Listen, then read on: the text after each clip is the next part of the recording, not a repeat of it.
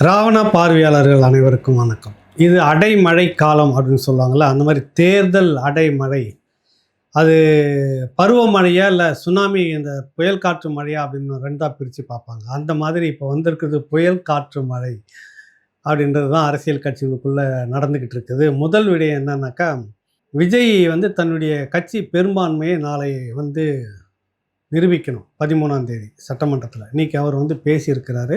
முதல்ல ஒரு வாழ்த்தை சொல்லிடணும். ஒரு 770 நினைக்கிற மதுபான கடைகளை ஒரு இடத்துலேருந்து அப்புறப்படுத்தியிருக்கிறாரு. என்னென்னா, அந்த கோயிலுக்கு பக்கத்தில், பள்ளிக்கூடம் பக்கத்தில், காவல் நிலையம் பக்கத்தில், இந்த முக்கியமான இடங்களுக்கு மத்தியில் இருக்கக்கூடிய மதுபான கடைகளை மாற்றியிருக்கிறார். அங்கேருந்து எடுக்க சொல்லியிருக்கிறாரு. அது ஒரு நல்ல விடயம். அதற்கு பதிலாக உழைக்கும் மக்கள் அதிகம் இருக்கக்கூடிய அந்த பகுதியில் போய் இந்த கடை முளைச்சிடக்கூடாது புதுசாக. அது இதை விட இன்னும் ஒரு பெரிய சீர்கேடு.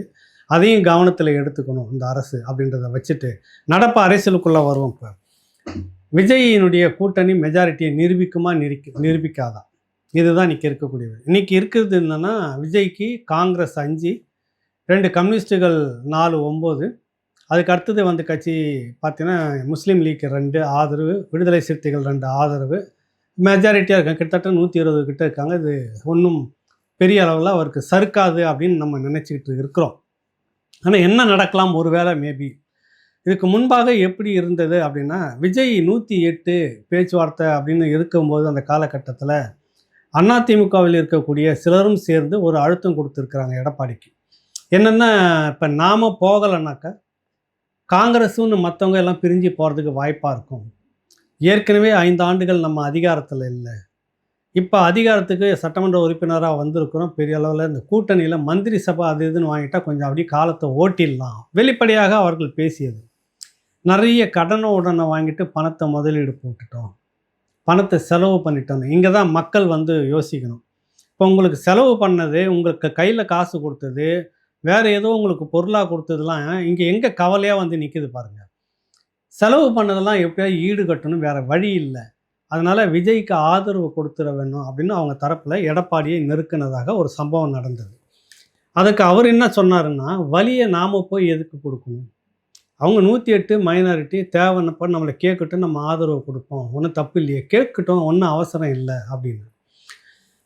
இந்த தகவல் வந்து இந்த மாதிரி இங்கே ஒரு பேச்சு நடந்துக்கிட்டு இருக்குது அப்படின்னு ஒன்று நேராக செங்கோட்டையனுக்கு போகுது.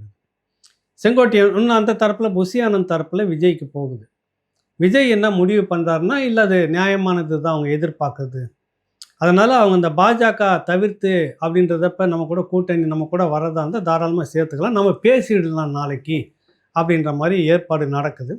அதற்குள்ளாக தான் இந்த அதிமுக சட்டமன்ற உறுப்பினர்கள்லாம் குறிப்பிட்ட ஒரு இடத்துக்கு கொண்டு போய் வச்சு மொத்தம் 47 பேர் வந்து சட்டமன்ற உறுப்பினர்கள் அத்தனை பேருக்கிட்டையும் கையெழுத்து வாங்கியாச்சு.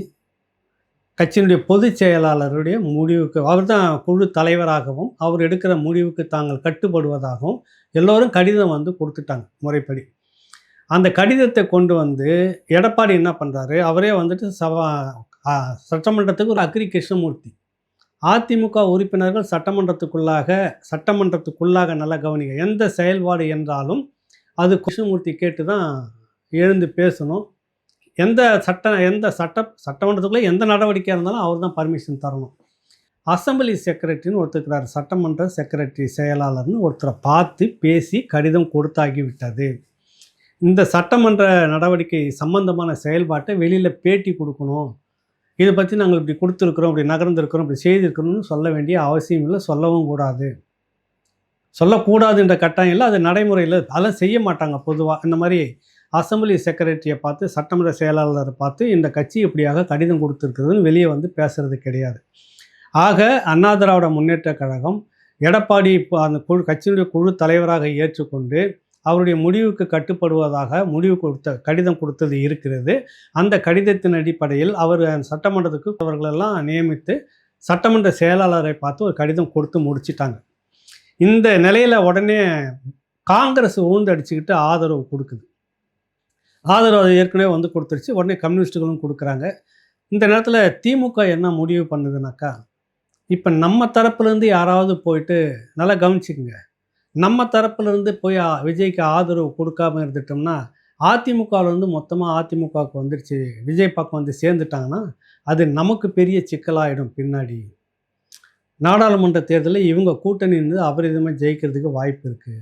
அதனால் அதை விடாத சிதைச்சிடணும், அதை வந்து கெடுத்துடணும், கலைக்கணும். அதற்காக என்ன பண்ணணும்னா நம்ம டீம்லேருந்து நீங்கள் போங்க அப்படின்னு கம்யூனிஸ்ட்டுகளையும் விசிகாவையும் திமுகவினுடைய தலைவர் ஸ்டாலின் சொன்னதாக தகவல். அந்த அடிப்படையில் தான் இவங்க உடனே வந்துட்டு விஜய்க்கு ஆதரவு கொடுக்குறோன்னு வந்தாங்க. நான் இதை இப்போ சொல்லியிருக்கிறேன், இதுக்கு முந்தின போட்ட பதிவுகளில் சொல்லியிருக்கிறேன். இவர்களுடைய ஆதரவு கடிதத்தை, ஆதரவை விஜய் ஏற்பது சரியாக இருக்காது. கொஞ்ச காலத்துக்கு பிறகு ஏதாவது கருத்து முரண்பாடு என்று இவங்க வித்ட்ரா பண்ணுவாங்க. அப்படி பண்ணிட்டாங்கன்னா இவங்க வந்து தொங்கு சட்டமன்றமாக இருக்கும், மெஜாரிட்டி நிரூபிக்க முடியாது. திரும்ப அதிமுக பக்கம் தான் ஓடி ஆகணும், வேறு வழி இல்லை. ஆக இருக்கக்கூடிய ஒரே ஒரு கையிருப்பு அதிமுக தெளிவாக அவங்களுக்கு வேறு வழியில் இந்த கூட கூட்டணி இருந்தால் தான் சரியாக அவங்களும் ஆட்சி அதிகாரத்தில் இருக்க முடியும் அப்படின்ற நிலைப்பாட்டுக்குள்ளே அதிமுக இருக்குது. பயன்படுத்திக்கணும் விஜய் அப்படின்னு நம்ம பேசியிருந்தோம். ஆனால் பாருங்கள், கெடு வாய்ப்பாக காங்கிரஸு, கம்யூனிஸ்ட்டுகள், விசிகா இந்த கட்சிகள் எல்லாமே திமுகவில் இருந்தது அங்கேருந்து கடிதம் கொடுக்குறாங்க. அந்த கூட்டணியில் தான் இருக்கிறோம், ஆனாலும் இது ஒரு ஜனநாயக முறை எதிராக நடக்குது. ஒரு மெஜாரிட்டியாக வந்து ஒரு அதிக பெரும்பான்மைன்றது 318. ஆனால் வெற்றி பெற்ற கட்சிகளில் மெஜாரிட்டியாக வந்துட்டார். அவர் எப்படி ஆட்சி அமைக்க விடாமல் ஆளுநர் இழுக்கடிச்சிக்கிட்டே இருக்கிறாரு, கடிதம் கொடுத்துட்டாருன்னு. கடிதம் 108க்கு பிறகு இன்னும் இருக்கக்கூடிய 10 பேர் கடிதம் வந்துச்சுனாக்கா சரியாக போச்சு. அவர் பதவி பிரமாணம் செய்து தான் வந்தாகணும், வழியே இல்லையே. அது இல்லாத ஒரு ஒரு பொருளை அப்படி உருவாக்கிக்கிட்டு ஜனநாயகத்தின் பேரில் நாங்கள் ஆதரவு கொடுக்குறோன்னு கம்யூனிஸ்ட்டுகளும் மற்றவங்களும் போனாங்க. இது திமுக தூண்டுதலின் பேரில் அதிமுக விஜய் கட்சியோடு கூட்டணி சேர்ந்து விடக்கூடாது என்பதற்காக உருவாக்கப்பட்ட ஒரு உந்துதல் தான், ஒரு பிடிச்சி தள்ளப்பட்டவங்க தான் இவங்க அப்படின்றது தான் கிடைக்கிற தகவல். இது வரைக்கும் இப்போ நடந்திருக்கு. இப்போ இன்றைக்கி என்ன நடந்திருக்கு அப்படின்னா, இதுக்குள்ளாக இருந்து பொறுக்க முடியாமல் நம்ம இப்படியே இருந்துட்டு இருந்தால் நல்லா இருக்காது அப்படின்னு சொல்லிட்டு 30 பேர் சிவி சண்முகம், வேலுமணி இவர்கள் தலைமையில் பிரிஞ்சு இன்றைக்கி வந்துட்டாங்க. கதவை உடச்சிக்கிட்டு வெளியே வந்துட்டாங்கன்னு சொல்கிறாங்களா, அந்த மாதிரி பிரிஞ்சு வந்து நாங்கள் மெஜாரிட்டியாக இருக்கிறோம். இப்போ 17 பேர் தான் எடப்பாடியார் பக்கம் இருக்கோம். நாங்கள் வந்து எங்கள் பக்கம் ஒரு கொறடா இவங்கெல்லாம் பார்த்துட்டு அசம்பிளி செக்ரட்டரிகிட்ட கடிதம் கொடுக்குறோம். நாங்கள் வெளிப்படையாக விஜயை ஆதரிக்கிறோம். அவர் கூட மந்திரி சபையில் கூட்டணியில் பேசி 5 சீட்டு வாங்குறதாகவும் பேசுகிறாங்க. அதை ஆக நாங்கள் தான் மெஜாரிட்டி, எங்களை தான் ஏற்றுக்கணும், நாங்கள் சொல்கிறது தான் அங்கே முடிவுன்ற மாதிரி இவங்க அசம்பிளி செக்ரட்டரி போய் கடிதம் கொடுக்குறாங்க. இது வரைக்கும் வந்து ஒன்றும் பிரச்சனை இல்லை. கரெக்டாக ஒரு மைனாரிட்டி எடப்பாடி கரெக்டு, 17 பேர், நீங்கள் 30 பேர், நீங்கள் தான் அதிக பெரும்பான்மை, நீங்கள் எடுக்கிற முடிவு சரின்றது பேசுகிறதுக்கு, வீடியோ பேட்டி போடுறதுக்கும் மற்றது எல்லாத்துக்கும் மிக சரியாக இருக்கும். ஒன்றும் பிரச்சனை இல்லை, நீங்கள் விஜயை ஆதரிக்கலாம். அந்த ஆதரவு செல்லுமா என்ற இன்னொரு காரணம் சட்ட வழியில் வருது. இப்போ என்னென்னா, இந்த மாதிரியான முடிவு எடுக்கக்கூடிய அதிகாரம் யாருக்கு இருக்குதுன்னா அந்த கட்சியினுடைய உறுப்பினர்கள், அதிமுகனுடைய உறுப்பினர்கள் சேர்ந்து தான் பொதுச் செயலாளரை உருவாக்குறாங்க. அதனுடைய நல்லது கெட்டது எல்லாத்தையும் பொதுச் செயலாளர் தான் முடிவு எடுக்கணும். ஏன்னா தொண்டர்கள் முடிவு எடுத்து தான் பொதுச் செயலாளருடைய தேர்ந்தெடுக்கிறாங்க. அதுதான் அங்கே நடைமுறையில் இருந்தது. அப்படி தான் தேர்ந்தெடுக்கப்பட்ட ஒரு பொதுச் செயலாளராக ஒருமனதாக வந்துட்டார். பொதுச் செயலாளராக வந்த பிறகு அவர் என்ன முடிவெடுக்கிறாரோ அவர் தான் அந்த குழுவினுடைய தலைவர். சட்டமன்ற உறுப்பினர்கள் 47 பேருக்கும் அவர் தான் தலைவர், பொதுச் செயலாளரும் அவர் தான். அவர் என்ன முடிவு எடுக்கிறாரோ அதைத்தான் சட்டமன்ற அந்த செக்ரட்டரின்னு சொல்லக்கூடிய சட்டமன்ற செயலகம் செய்தாக வேண்டும். அவர் என்னன்னுவார், கட்சியினுடைய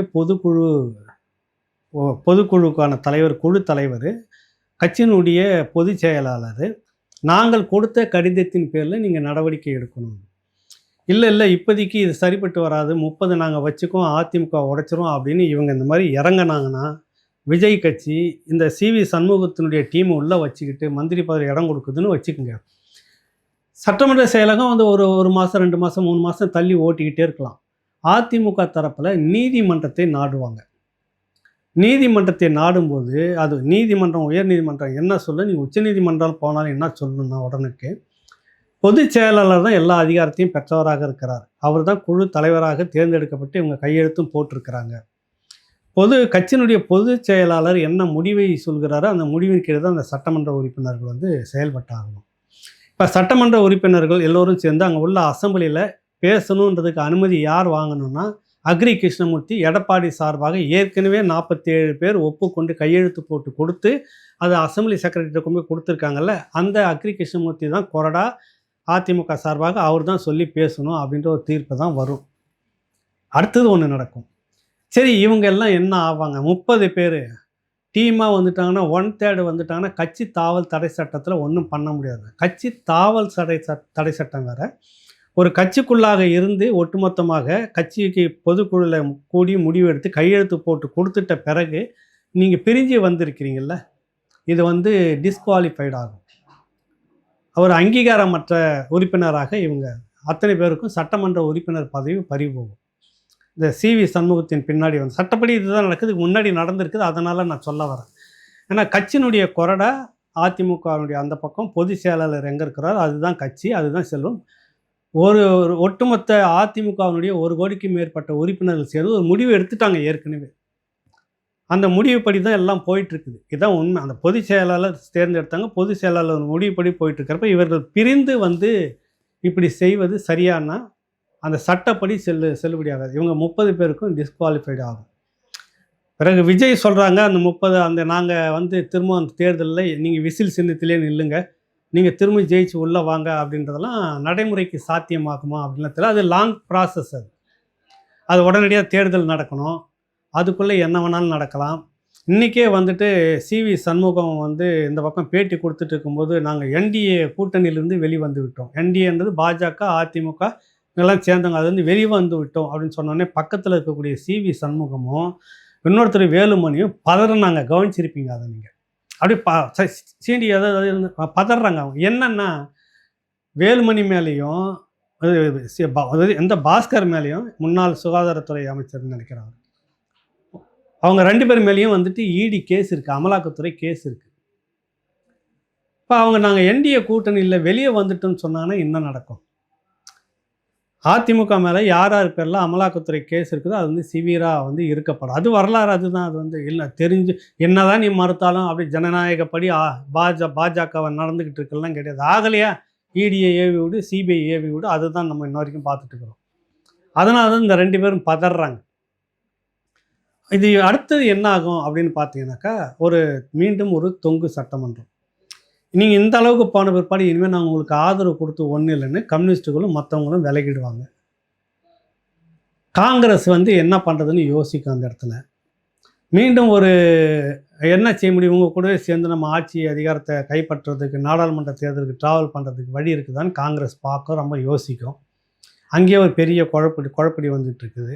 ஆக 2 கட்டான நிலையில் வராரு. இவர் நல்லா அந்த நீரூடி வாழ்கின்ற மாதிரி 5 ஆண்டும் வந்து நிம்மதியாக அவர் வந்து முதலமைச்சராக உட்காரணும், ஆட்சி செய்யணும். அதில் மாற்று கருத்தே இல்லை. ஒரு நல்ல நாகரீகத்தை வந்து சொல்லியிருக்கிறார். நேற்று எல்லாரையுமே போய் சந்திச்சிருக்கிறாரு. அதை வந்து நம்ம வரவேற்றிருக்கிறோம், பேசியிருக்கிறோம். ஆனால் இந்த அதிமுகனுடைய இந்த 30 பேர் கொண்ட குழு சிவி சண்முகத்தினுடைய ஆதரவை எடுத்துக்கொண்டால் இது ஒரு தகுதியற்ற அரசாகத்தான் முடியும். அதாவது மெஜாரிட்டி நிரூபிக்கவே முடியாது. நீதிமன்றம் இவங்களுடைய அந்த 30 பேருடைய சட்டமன்ற உறுப்பினர் செல்லாதுன்னு டிஸ்குவாலிஃபைடு பண்ணும். ஏன்னா அந்த கட்சியினுடைய பொது செயலாளருக்கு தான் எல்லா அதிகாரமும் இருக்குது. கொடுத்துட்டாரு, எங்ககிட்ட இந்த மாதிரி சட்டமன்ற உறுப்பினர் இத்தனை பேர் இருக்கிறாங்கன்றதையும் சொல்லியிருக்கிறார். நீங்கள் பிரிஞ்சு வந்திருக்கிறது செல்லுபடி ஆகாது. இதுதான் நீதிமன்ற வழக்கு. இவ்வளோ விஷயம் இதுக்குள்ளே நடக்கும். இனிமேல் அடுத்தடுத்து நடக்க போகிறது தான் இன்னும் பரபரப்பாக இருக்குன்னு நான் நினைக்கிறேன். எனக்கு தெரிஞ்சு ஏன்டா திடீர்னு சும்மா இருந்த இந்த காங்கிரஸ் எலெக்ஷனுக்கு முன்னாடியே கூட்டணி வைக்க வேண்டிய இந்த கட்சி ஜெயிச்சு அதிகாரத்துக்கு வந்துட்டு பிற்பாடு யார் ஜெயிக்க வச்சாங்களோ அந்த திமுகவை கழட்டி விட்டுட்டு ஏன் இந்த பக்கம் வந்து சேர்றாங்க, விஜய் பக்கம் அப்படின்றது ஏதோ ஒரு ஆதாயம். காங்கிரஸ் நீடிக்கணும், நாடாளுமன்றத்தில் கூட்டணி வச்சுக்கலாம், ஒரு ஆதாயம் இருந்துக்கலாம். ஆனால் அந்த கம்யூனிஸ்ட்டுகள் இன்னும் திருமாவளவன் இவர்கள்லாம் ஏன் வந்து ஆதரவு தெரிவிக்கிறாங்க அப்படின்றப்ப ஏதோ ஒரு உள்நோக்கம் இருக்கிறது. அவங்களுக்கு ஜனநாயகத்தை பற்றி எடுத்த உடனே சொல்லுவாங்க, ஜனநாயகம் காக்கப்படணும். இவர் வந்து 108 இருக்கிறாரு, ஆளுநர் கூப்பிடாமல் இருக்கிறது சட்டப்படி தப்பு, இதெல்லாம் பேசிக்கலாம். ஆனால் உள்ளுக்குள்ளே வேற ஒரு நோக்கம் இருக்கிறது. ஒரு குழப்ப நிலையிலேயே இந்த இது ஓடிக்கிட்டு இருக்கணும். எப்படி பார்த்தாலும் 1 வருஷத்துக்கு இது ஒரு சிக்கலாக தான் ஓடிக்கிட்டு இருக்கும். பிறகு மறுதேர்தல் வருகிறதா, தொங்கு சட்டமன்றம் இப்படியே போகுமா, இருக்கிறவங்களெல்லாம் அப்படி அப்படியே வச்சுக்கலாம். நீங்கள் அதிமுகவை எந்த விதத்தில் எடுத்துட்டாலும் அது வந்து நீதிமன்றம் போகிறப்ப டிஸ்குவாலிஃபைடாக தான் ஆகும். அதான் சட்டம், அதான் நடைமுறையில் இருக்குது. அது கொஞ்ச நாள் இழுத்துக்கிட்டு போகலாம், அவ்வளவுதான். சரி, திமுக கிட்டேருந்து வந்தாங்கல்ல, அவங்கள வச்சுக்கிட்டாது நீங்கள் அப்படியே நிம்மதியாக போக முடியுமா அப்படின்னு பார்த்தீங்கன்னா வாய்ப்பு இல்லை. நிறைய அதுக்கு சூழ்ச்சி இருக்கிறது.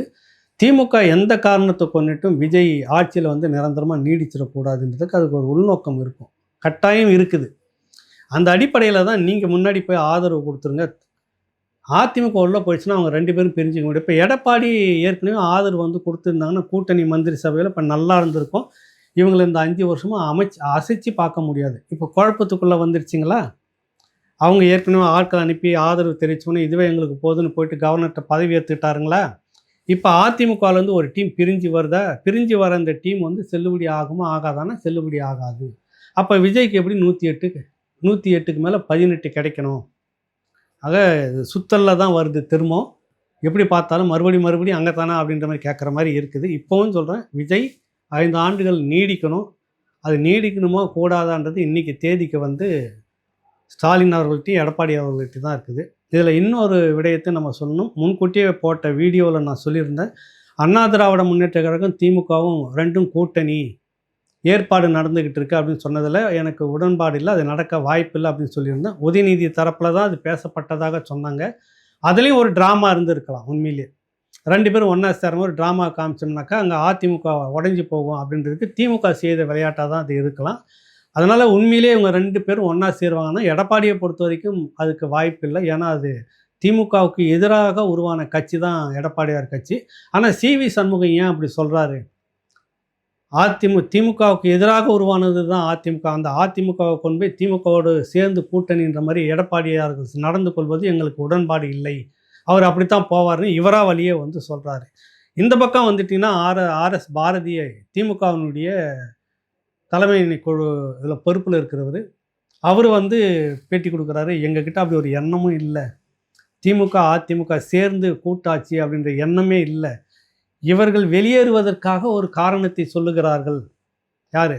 சிவி சண்முகம் அதிமுகவிலிருந்து வழியே போய் விஜய்கிட்ட சேர்ந்து மந்திரி பதவியை அனுபவிக்கணும் என்ற ஒரு காரணத்துக்காக, இல்லாத ஒரு காரணத்தை, எங்ககிட்ட அப்படி ஒரு எண்ணமும் கிடையாது. எங்களுக்கு எப்பொழுதும் இங்கே போட்டி கட்சி அதிமுக தான். அதிமுகவோடு சேர போகிறதும் கிடையாது.